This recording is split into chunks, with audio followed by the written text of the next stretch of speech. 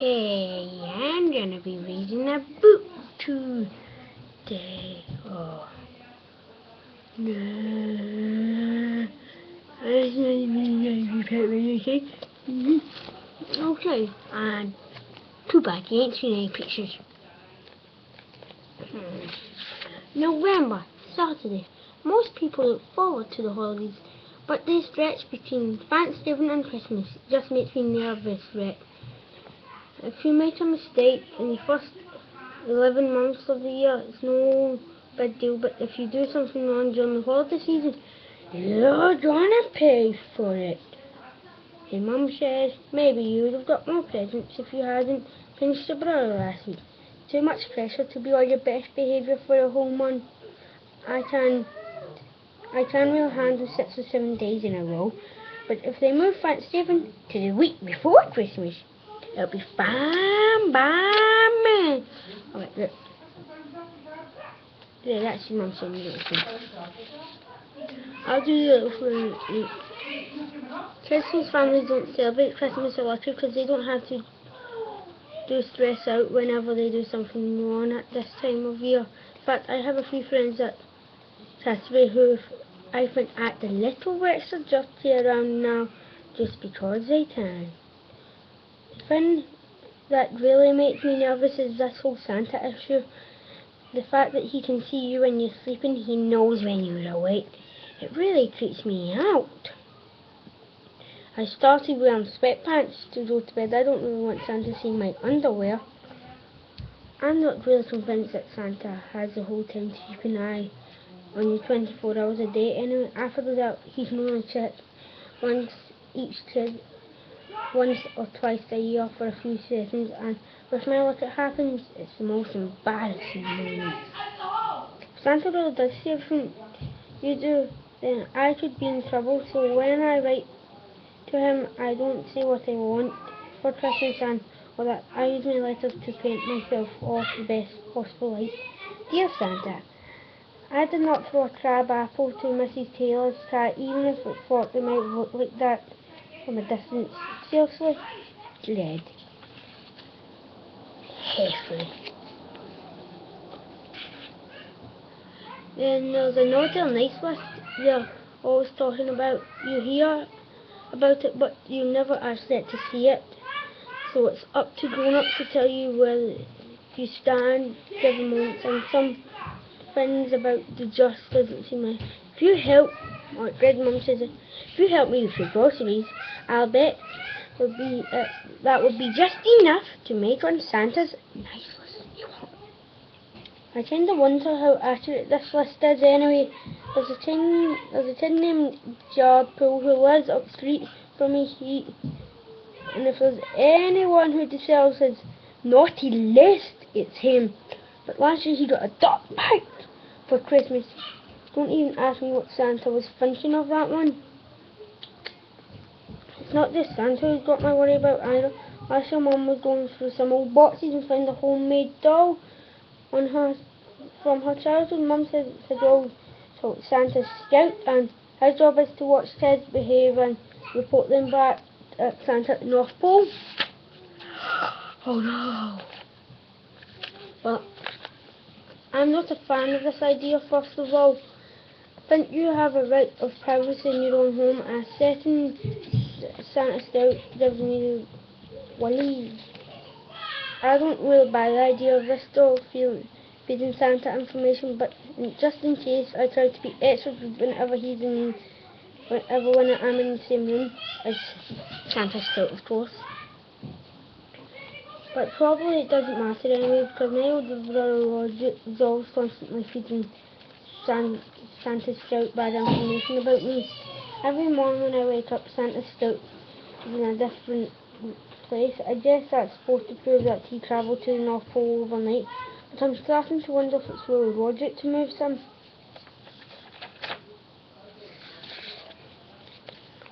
Today we took all our Christmas decorations out in the storage room in the basement. Boxes of ornaments, and some of them are pretty old. One of them is a picture of me and Roger taking a bath in the sink. It's really embarrassing. Mum won't throw it out. We put up in the tree in the living room and started turning ornaments. My little brother Manu was taking a nap upstairs, and when he woke up he found we were decorating the tree with fountain and he had a total meltdown. The reason Manu was so upset was because he had turned his favourite ornament, this candy cane, he really liked, so Mum took it off the tree and handed it to Manu to hang up himself.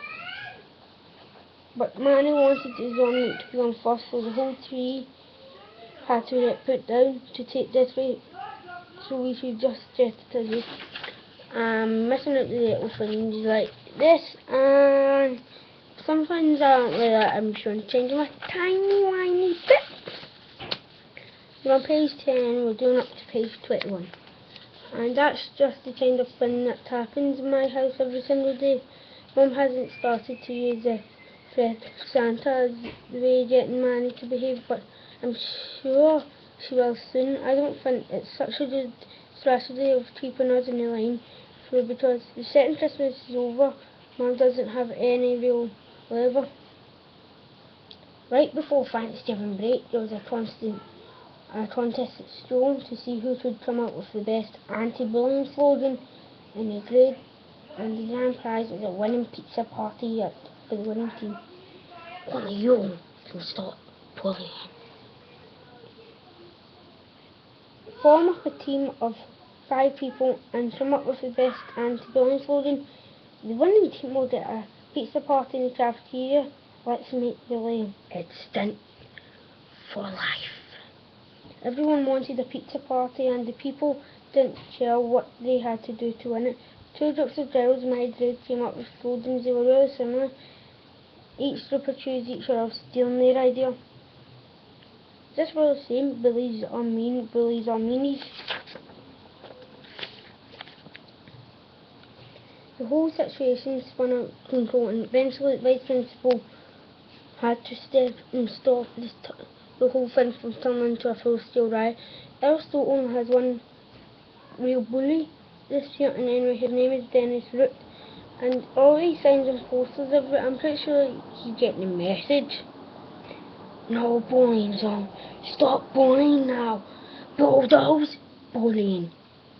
The day before Thanksgiving, there was a big anti-bullying assembly, and everyone in the room was looking at Den, and no, the whole time, and people kept on looking at Dennis the whole time. I kind of felt sorry for Dennis. I tried to make him feel better, even though Dennis is the only real bully in this school last year.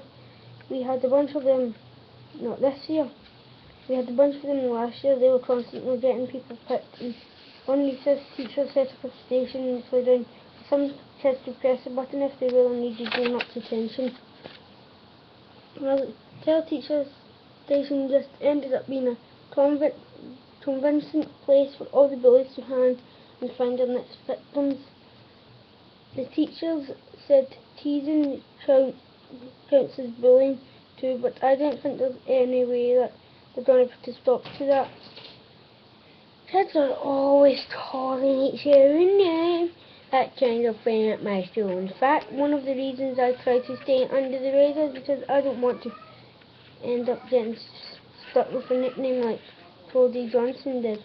Kindergarten, Cody stepped in some dog poop at recess, and ever since the people have called him Dookie. And I'm not just talking about the illnesses, I'm talking about teachers and even principal. Here's an example. Congratulations to Dookie Johnson for getting straight A's in his third quarter. I'll tell you this, if I ever get a nickname like Dookie, I'll move to a different town.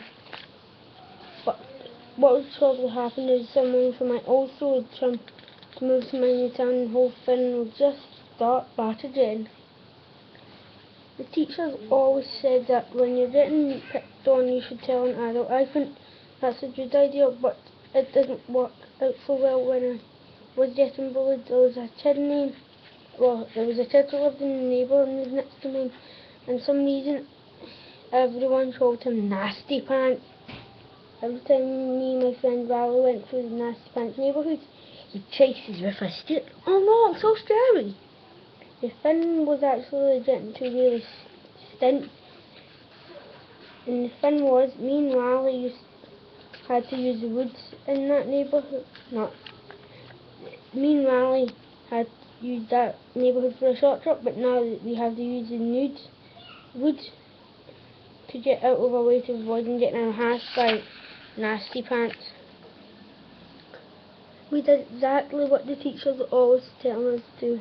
Complained to Vice Principal, but Vice Principal Roy said since nasty pants didn't go to a school, there's nothing he could really do about it.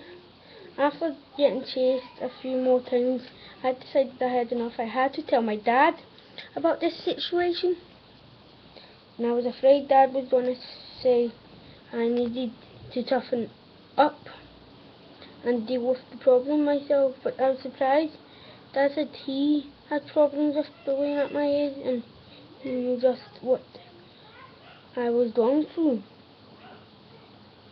Dad's bully was named Billy Staffles. Billy's favourite thing was to pin a kid's arm behind his back and hold it till there until he tried. Dad said that kids in the neighbourhood told their parents about Billy, and they all went to Billy's home to confront his mum and dad. Billy's mum and dad made Billy promise never to pick on anyone ever again, and Dad said Billy burst into tears, and he might have wet his pants.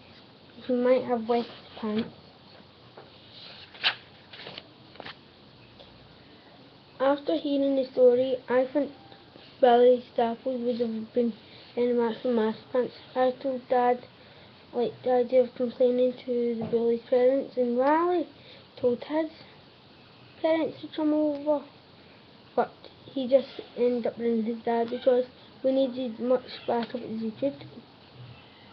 Dad knocked the nasty pants on. We waited for one of Nasty Pants' parents to open it, but Nasty Pants opened it himself. Came to the door. Meanwhile, took off. I should have stared Nasty Pants to Dad before it took him a while to understand. The kid from the door was the one who caused us trouble.